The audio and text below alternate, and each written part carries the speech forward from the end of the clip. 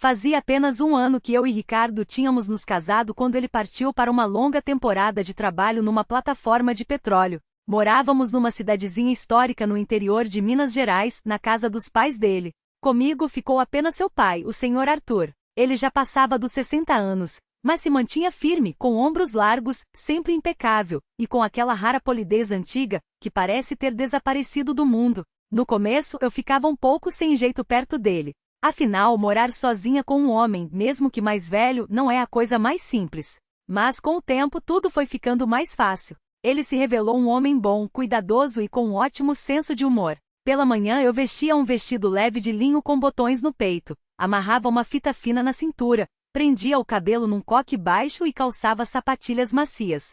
O Sr. Arthur invariavelmente me observava enquanto eu me movimentava na cozinha e sorria com gratidão.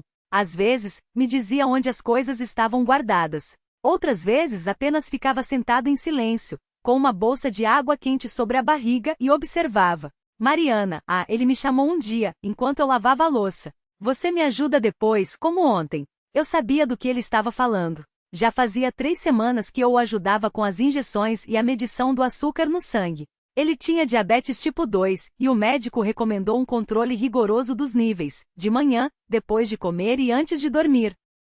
No total chegava a umas 5 vezes por dia. No início ele ficava envergonhado de me pedir, mas depois entramos numa espécie de rotina. Tudo acontecia de forma quase ritualística. Eu pegava o medidor, limpava seu dedo cuidadosamente com álcool, pressionava o lancetador. Ele fechava os olhos. Eu também. Era como se fosse algo íntimo, mais do que um simples cuidado. Naquele dia, pela primeira vez, notei que ele segurou minha mão por um pouco mais de tempo. Um toque suave, um pouco mais quente que o normal. Não soube como interpretar aquilo, então fingi que não percebi nada. À noite, antes de dormir, ele me chamou de novo. Mary, preciso medir mais uma vez antes de deitar. Você não se importa, não é? Eu assenti com a cabeça. Ele estava sentado na poltrona, e eu me ajoelhei na sua frente para pegar o dedo com mais facilidade. Sua mão era quente e seca. De repente notei como ele me olhava atentamente de cima a baixo, meu rosto, as alças finas da minha camisola, a curva do meu pescoço.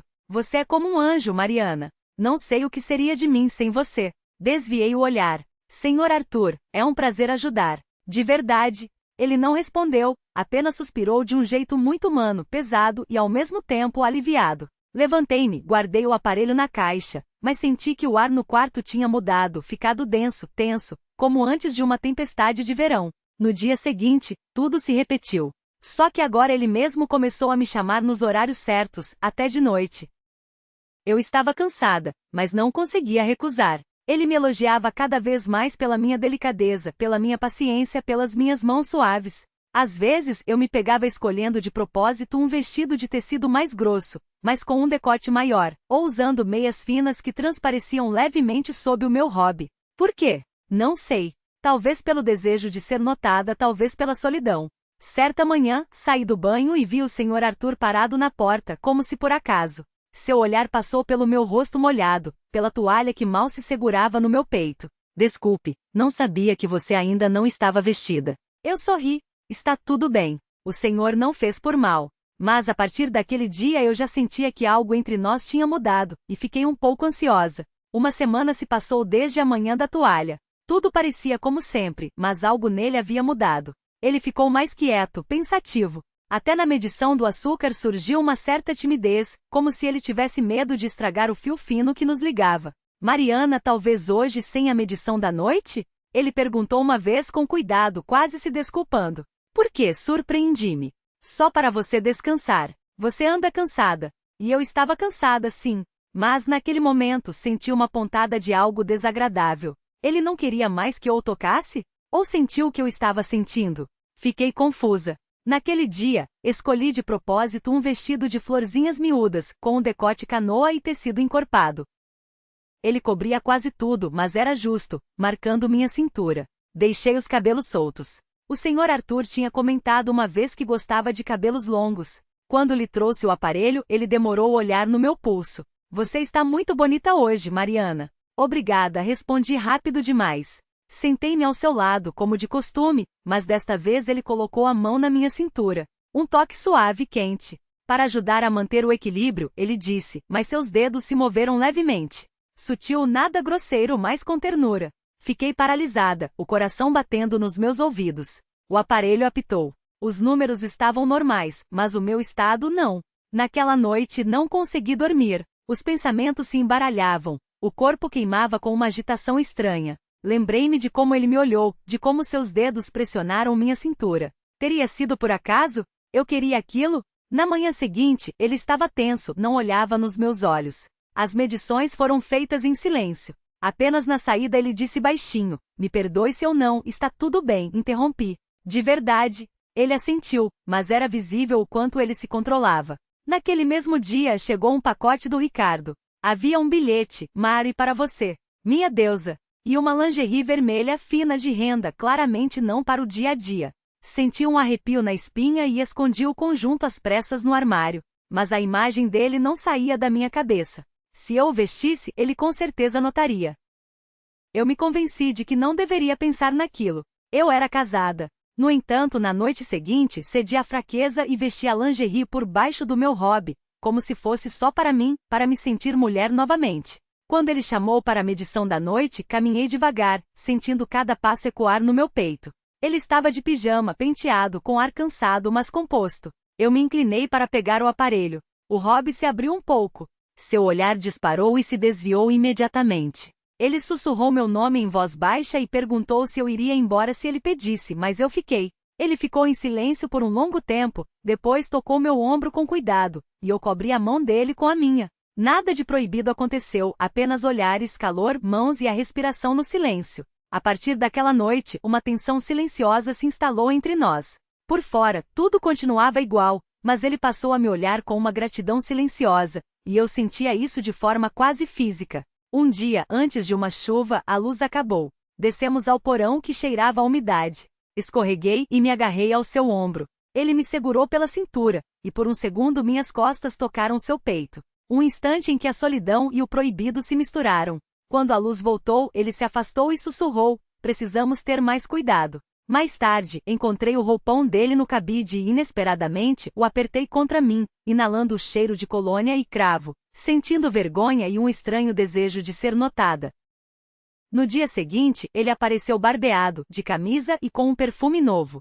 Ficamos em silêncio, e então ele disse que nunca me tocaria, mesmo que sonhasse com isso todas as noites. E eu entendi, ele já tinha me tocado mais profundamente do que se pode com as mãos. No outono, limpávamos juntos as folhas no quintal, quase sem conversar. Um dia ele me entregou meu casaco e demorou as mãos na minha cintura um pouco mais do que o necessário, e seu olhar continha mais do que apenas calor. À noite sonhei que estava diante do espelho, com o conjunto vermelho, vestindo o roupão dele, e ele me olhava, e eu não me escondia. Ao acordar, me assustei com meus próprios pensamentos.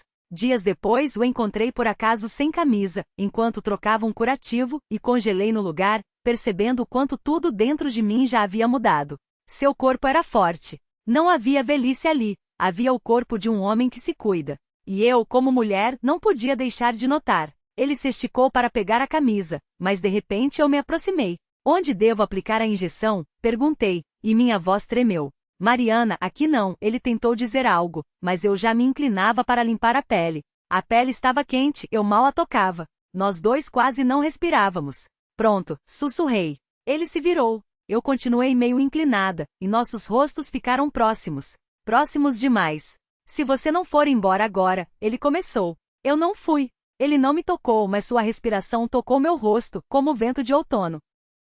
Nós dois sabíamos que naquele momento havíamos cruzado a linha além da qual nada mais poderia ser explicado como cuidado. Mais tarde, quando voltei para o meu quarto, tirei o hobby, fiquei apenas com a lingerie e me deitei. Segurava nas mãos a camisa velha dele, a que ele deixará na poltrona. Cheirava a ele. Lentamente apertei-a contra o peito, o pescoço, o rosto. Foi um momento de fraqueza. Eu me permiti, porque não conseguia mais resistir internamente. Eu queria sentir o seu cheiro, queria pensar que ele estava ali perto, naquele travesseiro, naquela colcha. Na manhã seguinte, ele não disse uma palavra sobre o assunto, mas seu olhar era diferente, como de um homem que entendeu algo sobre si mesmo e sobre a mulher ao seu lado. E à noite, no horário habitual da medição, ele disse de repente, Mariana, eu tive um sonho. Eu também respondi. Ele assentiu como se entendesse. Nós não podemos.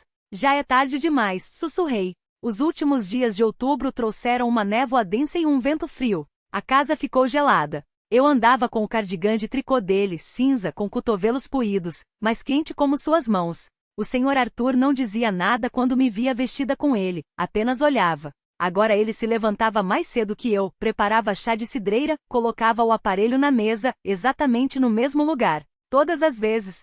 Mariana, você é como meu coração, ele disse um dia. Se você parar, eu simplesmente deixo de existir. Eu não sabia o que responder. Tinha vontade de chorar ou de correr para ele, abraçá-lo e esquecer tudo. Esquecer que eu não era livre, que aquilo era proibido, que já não eram apenas emoções. Naquela noite sonhei novamente. Estávamos sentados num quarto escuro. Ele segurava meu pulso.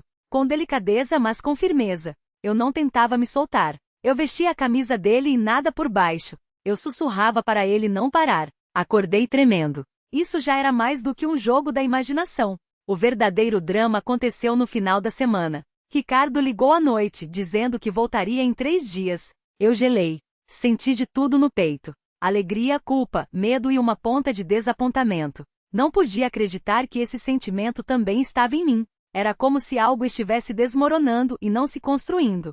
Senhor Arthur, eu disse durante o jantar. O Ricardo vai voltar. Ele assentiu em silêncio, depois olhou pela janela. Eu sabia que isso ia acontecer. Só não pensei que seria tão difícil. Aproximei-me dele. Ele estava sentado na poltrona com as mãos entrelaçadas. Coloquei a mão em seu ombro. Ele cobriu a minha com a dele, e eu senti um tremor. Nós não fizemos nada, tentei dizer, mas a voz me traiu. Às vezes, nada é o mais assustador de tudo, Mariana. Você sentiu, não sentiu? E eu também. Sentei-me no chão, na frente dele, como sempre fazia para aplicar a injeção. Só que desta vez o aparelho ficou sobre a mesa. Apenas ficamos ali, em silêncio. Ele acariciava meu cabelo, devagar, como se estivesse se despedindo. Você foi uma luz que eu nunca tive, o calor que eu não sentia há muito tempo. Ele se inclinou. Seus lábios quase tocaram minha testa. Quase, mas não o fizeram. Ele não ousou. Na manhã seguinte, levantei e ele não estava na cozinha, nem na sala. Seu quarto estava vazio. Em cima da cama havia uma folha de papel. Mariana, fui para aquela clínica de repouso de que lhe falei. Lembrase? Quero que você receba seu marido em paz. Que sua alma esteja tranquila e que tudo dê certo para você. Não estou indo embora porque você me rejeitou, mas porque não me reconheço mais e tenho medo. Obrigado pelo calor. Se um dia você abrir a porta e eu estiver lá, apenas saiba, eu não esqueci. Ah, eu li a carta e as lágrimas pingavam na mesa. Ele tinha ido embora. E naquele momento eu entendi, eu não era mais a mesma de um ano atrás. Eu era outra mulher que viveu algo quase proibido, quase mágico, mas tão real. 3 dias se passaram. Ricardo chegou. Eu o recebi usando aquele mesmo cardigã cinza. Ele me abraçou, sentiu o cheiro dos meus cabelos e sussurrou. Você tem um cheiro diferente. Como se tivesse vivido de verdade. Eu me aninhei nele, fechei os olhos e naquele momento, senti que alguém nos observava. Fui até a varanda. Do outro lado da rua, longe, no ponto de ônibus, estava ele, o Sr. Arthur, com uma mala. Ele olhava para cima diretamente para mim. Não sorriu, apenas acenou com a cabeça uma vez e foi embora.